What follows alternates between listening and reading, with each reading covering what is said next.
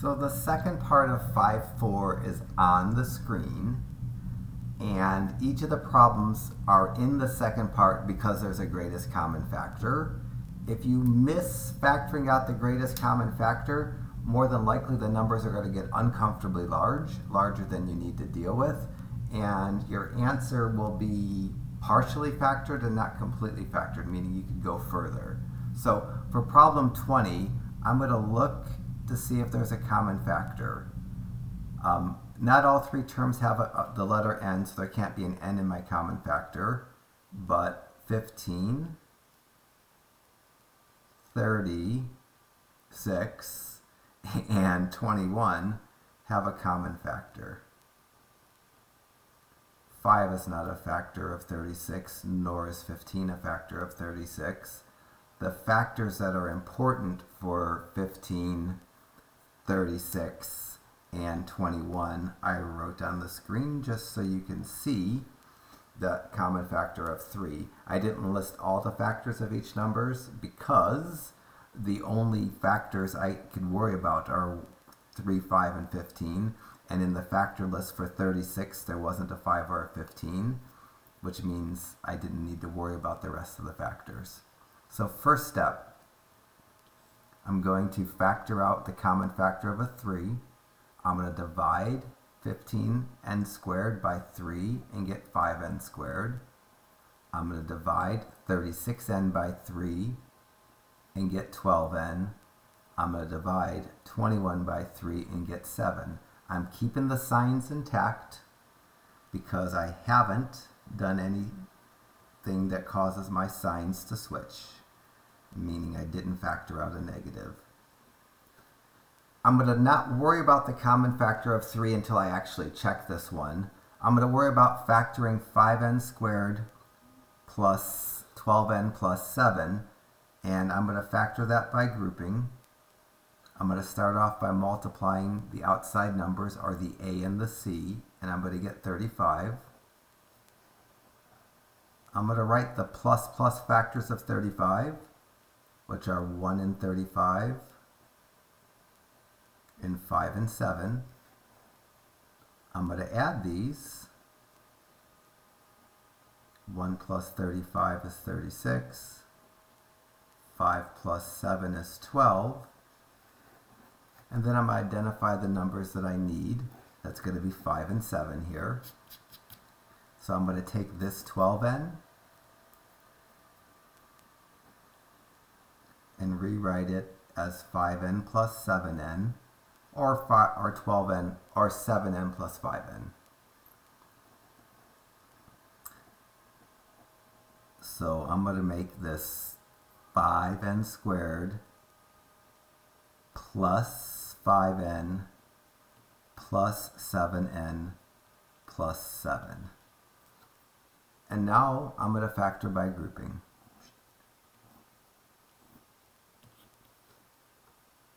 Write an equal sign. First parentheses, I'm going to factor out a 5n and be left with an n plus 1. Second parentheses, I'm going to factor out a 7 and be left with an n plus 1. And then I have the common parentheses of n plus 1 and what's in front of my common parentheses of 5n plus 7. I claim that's the answer, or at least a version of the correct answer. There, you can flip-flop some of the terms around and let me check. So to check, I'm going to start off and get the 3 incorporated in the first parentheses by multiplying 3 times 1n and 3 times 1. 3 times 1n is 3n. 3 times 1 is 3. Now I have 2 parentheses I'm going to FOIL. My firsts are going to be 3n times 5n, which is 15n squared.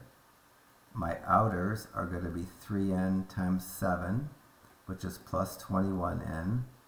My inners are going to be 3 times 5n, which is plus 15n. My lasts are going to be 3 times 7, which is plus 21. Generally, the outers and inners combine, and they do here. The numbers in front of the ends have the same sign, so I'm going to add them. Keep the sign positive. I'll compare what I've just done to the original problem. They match perfectly, so I know my answer is correct. Let's steal one of your problems. Which one looks harder?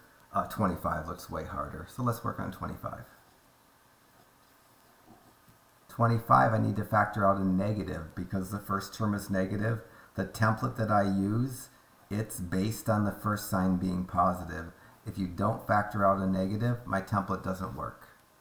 So immediately I know I'm going to 1 parentheses factor, at least factor out a -1, but I think I could do more. The factors of 16 are 1 and 16, 2 and 8, and 4 and 4. 44 is not a good one for me, so I'll hunt down 44. 44 is 1 and 44, 2 and 22, and 4 and 11. 44, 1 and 44, 2 and 22, and 4 and 11. And then I'll do 10, which is 1 and 10, and 2 and 5. Like, I thought 4 was going to be the GCF, but I was wrong, because 4 isn't a factor of 10. It needs to be a factor of all the numbers. I don't get to factor out an x because the 10 doesn't have an x. So my GCF is going to be -2, or the opposite of the GCF is going to be -2. To fill up my parentheses, I'm going to switch the signs and divide by 2. The first negative sign term's positive. I'll divide the 16 by 2 and get an 8. I'm going to leave the x squared. The positive sign in front of the 44, because I factored out a negative, is going to turn to a negative. 44 divided by 2 is 22. The minus sign in front of the 10 is going to turn positive. I'm going to do 10 divided by 2 and get 5. I think it gets so messy to do grouping factoring along with a common factor. I'm going to do all my grouping factoring off to the side. So lots of side work for this problem. So for the grouping factoring of 8x squared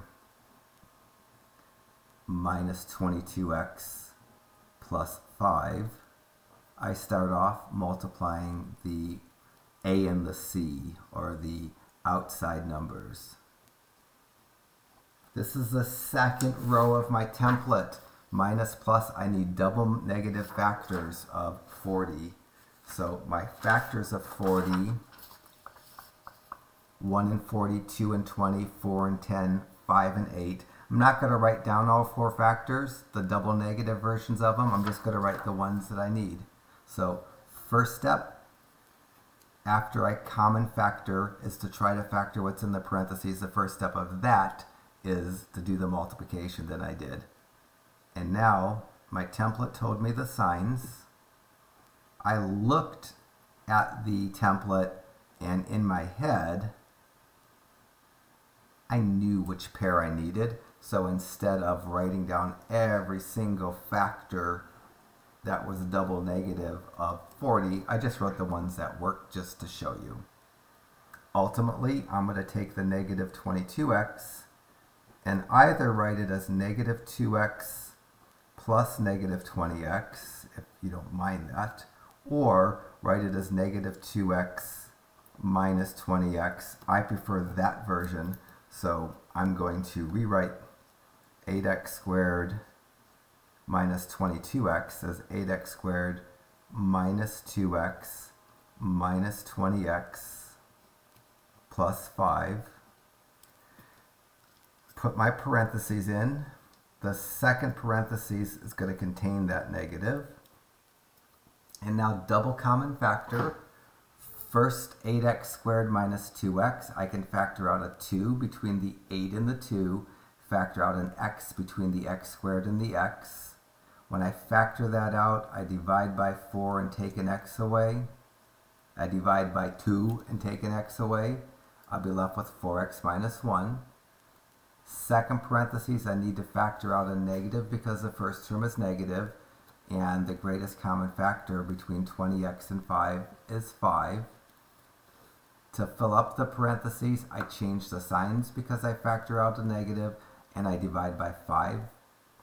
The first term was negative, it's going to turn to positive. The first number was 20. When I divide by 5, I get 4. Leave the x. The plus sign's going to flip to minus sign when I factor out that negative. The 5 is going to turn to 1 because the 5 that I factored out, I divide into that 5 and get myself a 1. And now I see my common parentheses. It's part of my answer. And the stuff that's in front of my common parentheses, the rest of my answer. So my answer is going to have 3 factors. One of them, the constant of -2, and then both 4x minus 1 and 2x minus 5. Whatever order you decide on is completely fine. You can flip-flop the orders.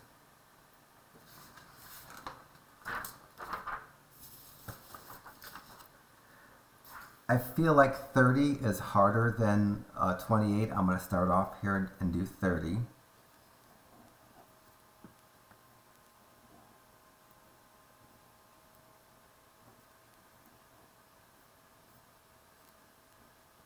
I'm going to do the 1 parentheses common factor factoring first. And when I do that, I don't factor out a negative because the first term 16 is positive. Between 16, 2, and 10, I can factor out a 2. That's the biggest number that divides evenly into 16, 2, and 10. I forgot to write the x, and 10x. And then each of the 3 terms in the correctly rewritten version of the problem have an x. I take the smallest of the exponents. To fill up the parentheses, I divide by 2 and take an x away. The first term is going to be 8x squared. The second term is going to be minus 1x. I like the 1 there. When I divided the 2 by 2, I got a 1. It kind of helps me. The last term is going to be minus 5. So ultimately, I'm going to have 3 factors in my answer. I'm going to go off to the side again, and I'm going to worry about factoring 8x squared minus 1x minus 5, just to keep the work cleaner to follow. Factoring this, I multiply the 8 and the minus 5, and I get minus 40. Bottom row of my template, that's a plus minus with the smaller number positive. So I'm going to write down the plus minus factors of 40, smaller number positive, like 1 and negative 40. 2 and negative 20, 4 and negative 10, 5 and negative 8.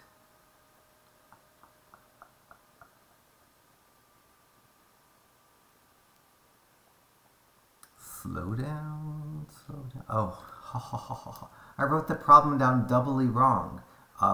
When I was writing problem 30 down, I wrote 16x cubed. Then I wrote 2x squared, and I forgot the x. I was really out of it there. That was supposed to be a 12x squared, which makes this supposed to be a 6x. So what I'm trying to factor, so writing down the problem correctly is a huge skill that apparently I don't have mastered. What I'm trying to factor now is 8x squared minus 6x plus 5, recalibrating for the mistake that I made. And I'm going to try to find the pair here that gives me the negative 6. It's going to be this, because when I go down to the next step of this and add these, 4 plus negative 10, which is the same as 4 minus 10, is going to be negative 6. Anytime I have a plus and a minus and I'm doing my rewrite, I do the minus first and the plus second. So the negative 6x that needs to be rewritten, I'm going to make it minus 10x plus 4x. If I have a negative and a positive, guaranteed I'm going to put the negative first. It just makes the factoring easier. So in my efforts to factor 8x squared minus 6x minus 5, I'm going to rewrite it with 4 terms. The minus 6x I'm going to change to minus 10x. plus 4x. That way, if I put the negative first, I don't have to factor out a negative, which is my preference, is to not needing the factoring out a negative. Put my parentheses in. My first parentheses, I can factor out a 2x and be left with a 4x minus 5. My second parentheses doesn't have a common factor, so I'm going to factor out a 1 and be left with that same 4x minus 5. So for an answer, I'm going to get 4x minus 5 times 2x plus 1. That's not the answer to the problem. That's what I need to fill in to find the answer to my problem.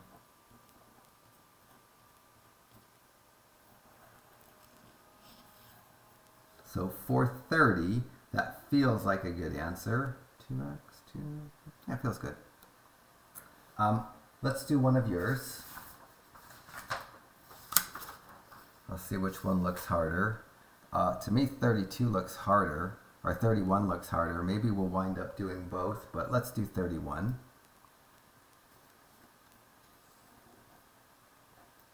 I need to factor out a negative in 31 because the first term is negative.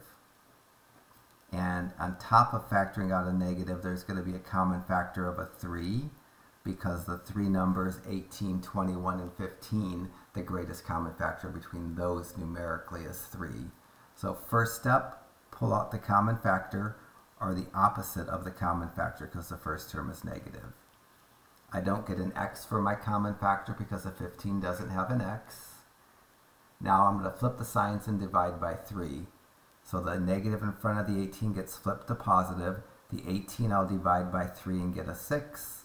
I'm going to leave the x squared. The plus in front of the middle term flips to minus. I'll divide the 21 by 3 and get 7. The plus in front of the 15 turns to minus, and 15 divided by 3 is 5. I'm going to go off to the side to make this easier to follow. So off to the side, I'm going to make an effort to factor 6x squared minus 7x minus 5. Let's start off multiplying the 6 and the minus 5 and getting minus 30. This is the bottom row of my template. So what I'm needing are plus and minus numbers, smaller number, positive. So my factors of 30, plus and minus, smaller number, positive, would be 1 and negative 30, 2 and negative 15, 3 and negative 10, 5 and negative 6. Those all fit, plus and minus, multiply to negative 30, smaller one plus. And now I need to find the pair that gives me the negative 7 when I add them. And 3 plus negative 10 is that negative 7. So the negative 7x, I'm going to write as negative 10x plus 3x. In any of the rows of the template where I have a plus and a minus, I always write the minus first. So let me just change my color so this will be more evident. I'm going to rewrite this 6x squared minus 7x minus 5 as 6x squared minus 10x plus 3x minus 5. Introduce my parentheses. First parentheses, I can factor out a 2 because 2 is the biggest number that goes evenly into 6 and 10. They both have an x. I'll factor out an x to the first because that's the smaller of the exponents. Inside the parentheses, when I factor out a 2x, I'm left with a 3x minus 5. My second parentheses doesn't have a common factor, and when that happens, I factor out a 1.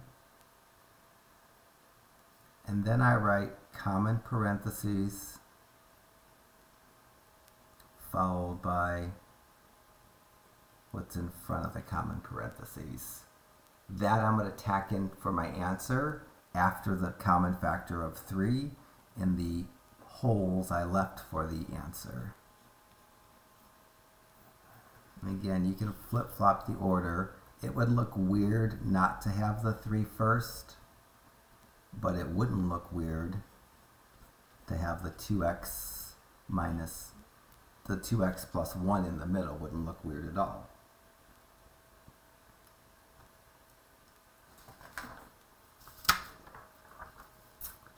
Let's do 36. This is the last sheet here, so maybe this will be the last problem. We'll be bumping up on 25 minutes, and that's a good length of time. So I'm going to factor the 8y cubed minus 5y squared plus y. I'm going to pull out my common factor of y. Each of the terms has a y. The smallest exponent in common is the y to the first.